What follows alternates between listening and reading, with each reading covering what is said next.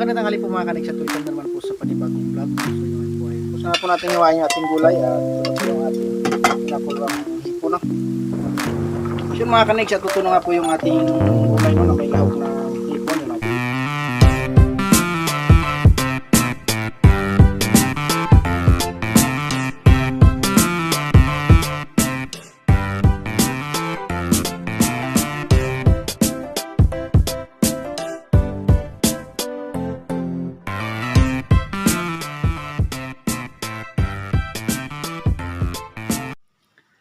Magandang tanghali po mga kanig sa welcome na naman po sa panibagong vlog, no. So yun po ay alas 12 na po ang oras, na alas 12:03 na po ng tanghali yun, at medyo po sama yung pakiramdam ni Tropa Nalig dahil po may isip po, no, at tinubo yun, at nalutuan po muna natin ng gulay para po kahit paano makakain po sila ng gulay, no, para may sustansya po sa katawan.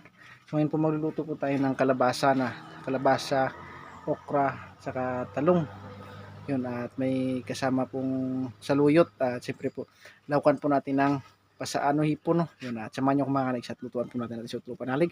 Let's go. Yun mga kanig, at linisan po muna natin yung ating hipon, no, para lahok po natin doon umaya sa ating gulay.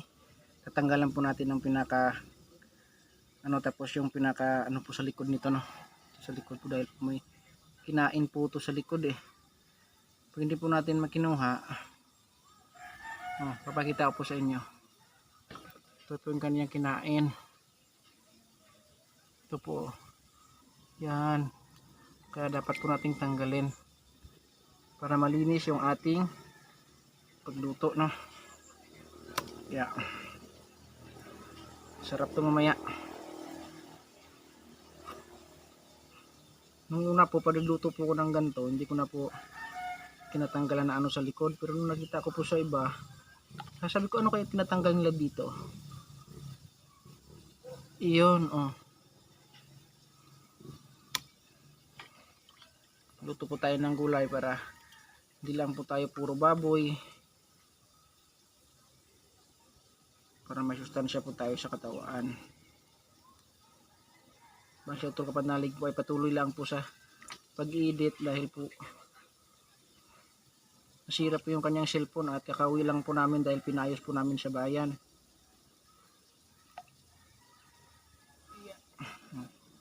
Ayos. At si Kautol naman po, hindi po nakabalik dito dahil po kahapon doon po kami dumaan sa kanila sa Lipa.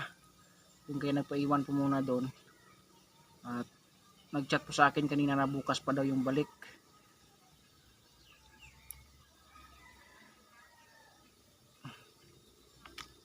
Balik kami lang tatlo dito, no, si Utol, Panalig, si Paring Kadidit. Si Paring Kadidit natulog dahil po siguro pagod sa biyahe. Maya-mayang hapon po ay kukontenta naman po kami kay Utol Panalig, na panoorin nyo lang po maya sa kanyang vlog. Ano lang po yung pwede namin may content dito sa Kubo dahil po wala na trabaho sa bahay niya ngayon. Hindi po nakapagtrabaho sila Tatay Cesar, Kuya Terry, dahil po si Tatay Cesar busy po doon sa kanyang ginagawa. Ang tanim po ata ng kamatis. Yeah.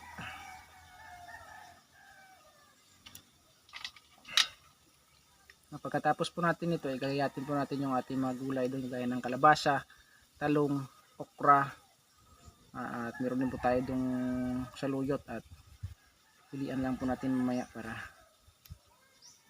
ready na po tayo para magluto. Yeah.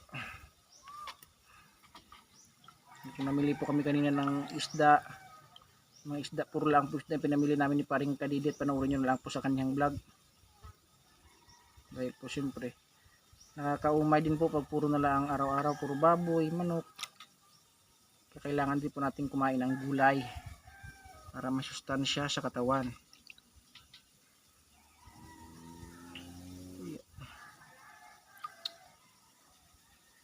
Nakalimutan ko po palang bumili kanina ng pangdugtong sa tubo dahil po nginat-ngat po ni Diwata hanggang sa ngayon po lakas ng tulo,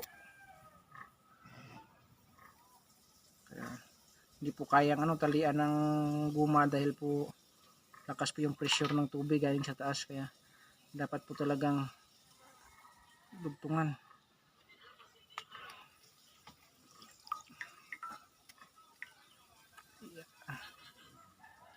Ang lakas, sayang yung tubig, tapos yung bell mahal na naman to. Pag ganito dapat talaga ayusin, kaya ayusin natin mamaya pagkatapos natin maluto ng ating tanghalian.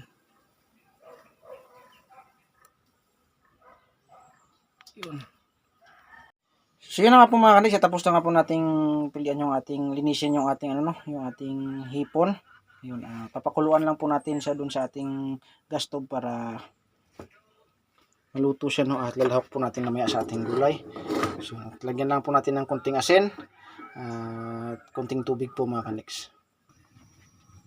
So nalagay na nga po natin dyan, no? Yun, nalagyan na po natin ng konting asin. Hintayin lang po natin maluto. At habang pinapukula po natin yung ating hipon, gayatin naman po natin yung ating mga gulay, no, bago hugasan. Right. So mga kaniks, ang unang hiwain po natin ay talong, no? Hiwain po natin yung ating talong. Sana walang uod. Wala nga po. I-slice lang po natin ng katamtaman lang po mga kaniks, para siyempre lagay po natin yung tubig.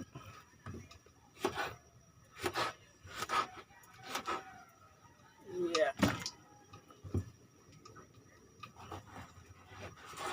Kain tayo ng gulay. Sinaing na rin po ako doon kaninang umaga, no? Dahil konti lang naman po kinain namin ito, manalik ng ulumagahan bago kami pumunta ng bayan. Bali 4 na piraso lang po yung talong natin gagayatin.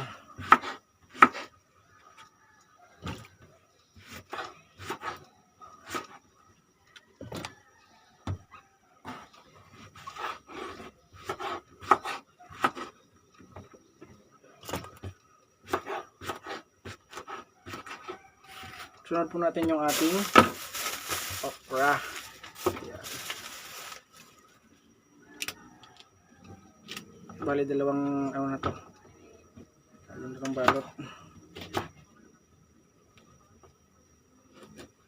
Dalawang tali pala.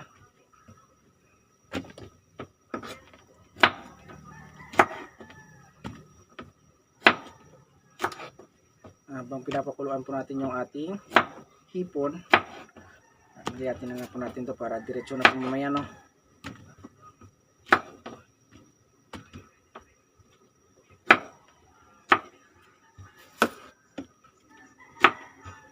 So bali dito po nilalagay sa planggana po, planggana. Ito po yung kalabasa kong binili kanina sa bayan, natin lang po natin para may bukas na naman uli. Lutuin po tayo bukas. Kaming 3 lang naman po dito sa kubo, kaya kahit konti lang, ayos na. Malahati lang po. Babalatan po muna natin. Yeah. Tanggalan pala natin ng buto.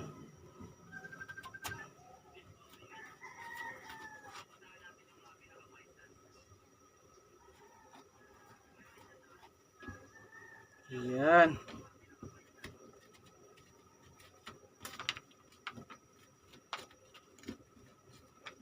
So ngayon po mga kanigs, ibabalatan na po natin, no?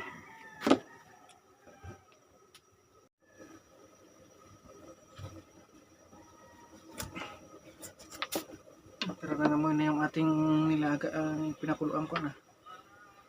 Ipon na. Naan lang po natin yung apoy para hindi po masunog.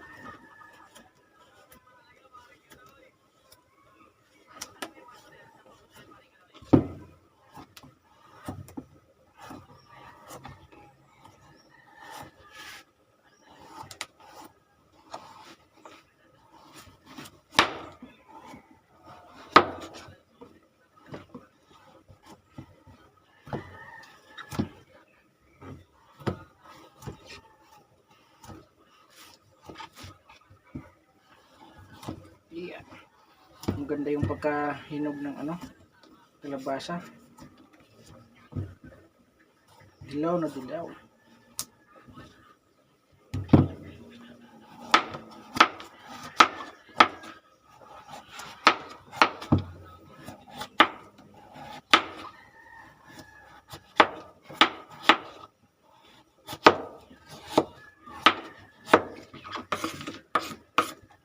So tapos na nga po nating balatan, no, at iwain lang po natin ng maliliit para bilis maluto.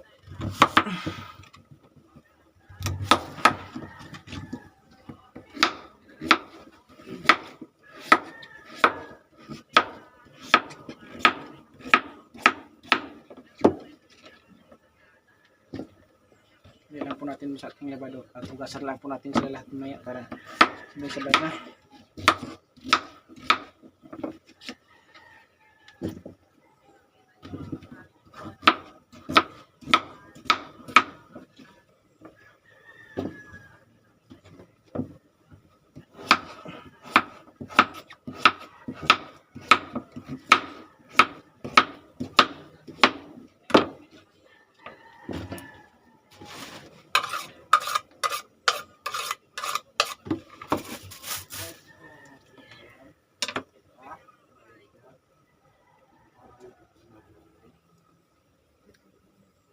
So, tapos na nga po, no. Yun, at ito na po yung ating nahiwa.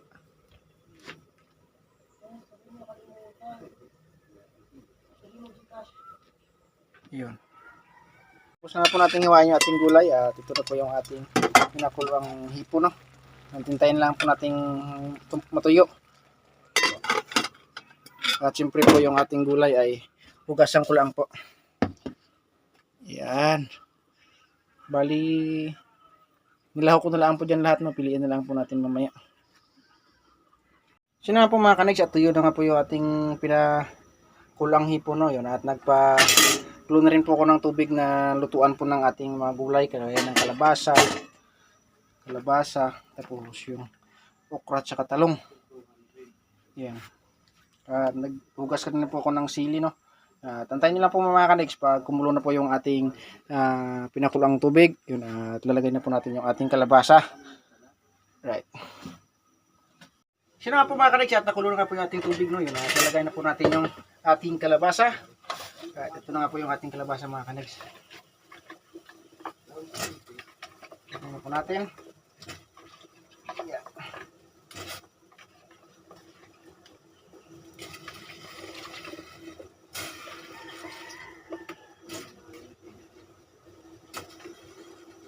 So, nahugasan ko na nga rin po yung ating saluyot, to, at ligayatin ko lang po, no, ng pino para maganda po tingnan nyo. Takpan lang po natin mga kanigs at hintayin lang po natin, no, na maluto yung kalabasa at talagay na rin po natin yung ating mga okra at talong.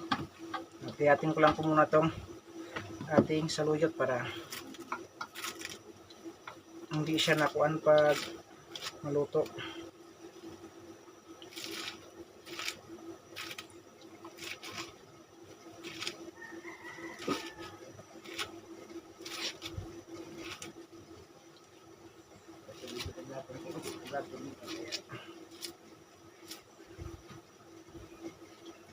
So, at magayat ko na nga po mga kanigs.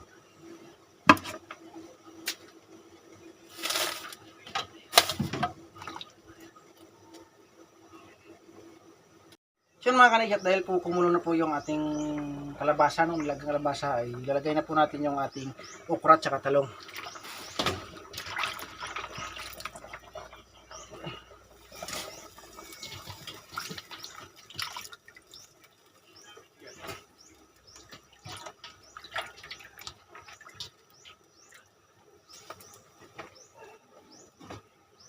Takpan lang po natin mga kanigs at hintayin lang po natin maluto. At lalagay na po natin yung ating panglahok. So bali po mga kanigs, napapakita ko lang po sa inyo, no, yung ating mga sari-saring gulay, no. Ito na po. Yan. Sarap. At maya maya po pakuluin lang po natin kahit isang kulo po at lalagay na po natin yung ating hipon para po ano po, observe po yung kanyang lasa dun sa ating gulay. Alright.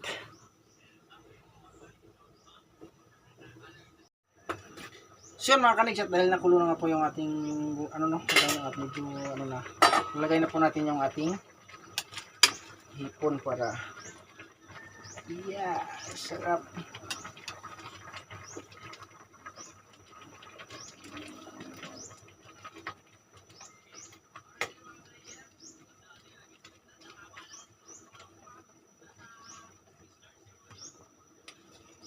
lahat na natin para sarap, para makakain na sila Utol Kapanalig ng gulay dahil po parating nila ang baboy, manok.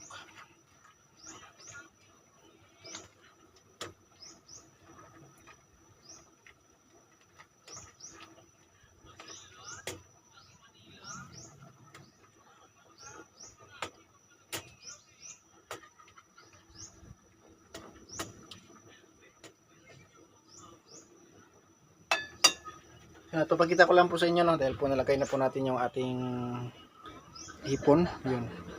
Ito na nga po. At hindi po yan sinigang na hipon na. Ano po yan tawag diyan, yung gulay lang po no, tapos may lahukan lang ng hipon. Ilagyan po natin siya ng saluyot para medyo maano po kanyang sabaw. Update ko lang po kayo mamaya mga kanigs pag okay na po yung ating gulay. Alright. Yun mga kanigs, at luto na nga po yung ating okra at saka talong. Lalagay na po natin yung ating sili. Siling mahaba. Pampabango. At syempre po yung ating saluyot.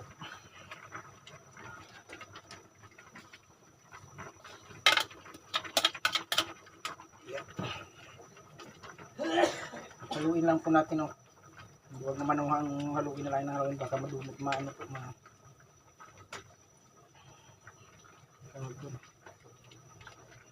Labog po yung ating gulay. Ating halo lang po mga kanigs.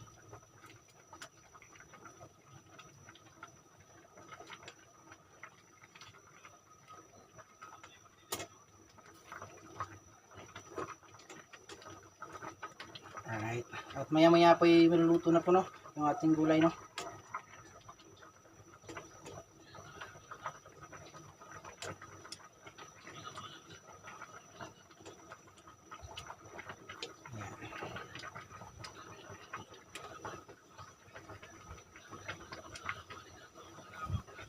So bali ito na nga po mga kanigs, papakita ko lang po sa inyo dahil po nalagay na po natin yung ating sili saka yung ating saluyot. Right. At yan nga po yung kanyang itsura na.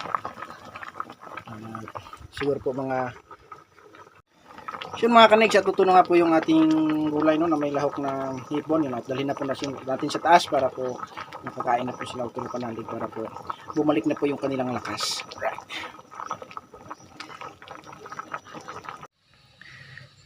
So yun na nga po mga kanigs, at tapos na nga po kami magtanghali ang tatlo no, ni paring Kalidit, ni Utol Kapanalig at ako. Yun, at bago ko po tapusin ito aking vlog no, gusto ko lang po magpasalamat no sa lahat ng walang sawang nanonood ng aking vlog dito sa Team Kapanalig. Yun, at sa aming lahat no. Siyempre po kay sa solid sponsor ng Team Kapanalig, kay Sir Lagalag 44, kay Camarico Di Maranan, kay Sir Robert Enriquez, yun, at kay Mamumpa. Yun, maraming salamat po no. At siyempre po sa lahat ng silent viewers natin dyan, at sa mga lahat po ng nagpapanood po ng aking vlog no, maraming salamat. Kung hindi ko man po kayo maisa-isa, alam niyo na po kung sino po kayo no. Maraming salamat po sa inyo. At kahit yan man po na isang loob ng mundo, lagi po kayo mag-ingat. At hanggang dito na lang po. God bless you all and I love you all. Bye bye.